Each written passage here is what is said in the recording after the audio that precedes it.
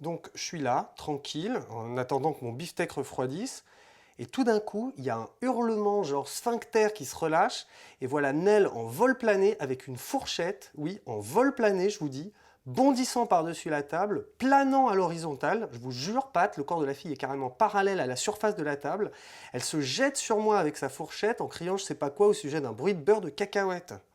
Merde quoi! Gately et Deal ont dû extraire la fourchette de ma main et de la table, pour vous donner une idée. De la sauvagerie. Et je vous parle même pas de la douleur. Vaut mieux pas, je vous assure. Ils m'ont proposé du Percocet aux urgences, juste pour vous dire le niveau de la douleur. Je leur ai dit que j'étais en convalescence et que je devais éviter toute espèce de narcotique. Mon courage les a émus, je peux vous dire, mais ne m'en demandez pas plus parce que j'en pleurerais. Encore un peu et je faisais une crise d'hystérie. Mais ok, d'accord, coupable, peut-être bien que je tapotais sur la table.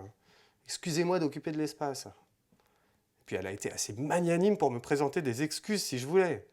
Répète voir ça, j'ai dit. Répète voir. Non mais merde quoi. J'étais cloué à la table par des dents de fourchette. Se faire brutaliser, c'est une chose, Pat, mais ça c'était de la brutalité carrément fasciste. Donc je demande respectueusement qu'elle soit virée d'ici à coups de pied dans son gros cul, qu'elle retourne dans le district de fourchetteur d'où elle vient avec son énorme sac lourdingue plein de fringues ringardes. Franchement. Je sais qu'on est ici en partie pour apprendre à vivre en communauté, donnant, on oublie les problèmes personnels, on se rend l'appareil, etc.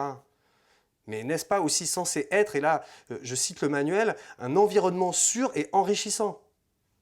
Je me suis rarement senti moins enrichi que quand je me suis fait embrocher sur cette table, je dois dire. Les harcèlements pathétiques de Minty et McDade sont déjà assez pénibles.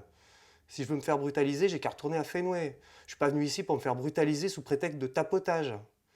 Et je suis à deux doigts de vous dire que si ce spécimen ne s'en va pas, c'est moi qui pars.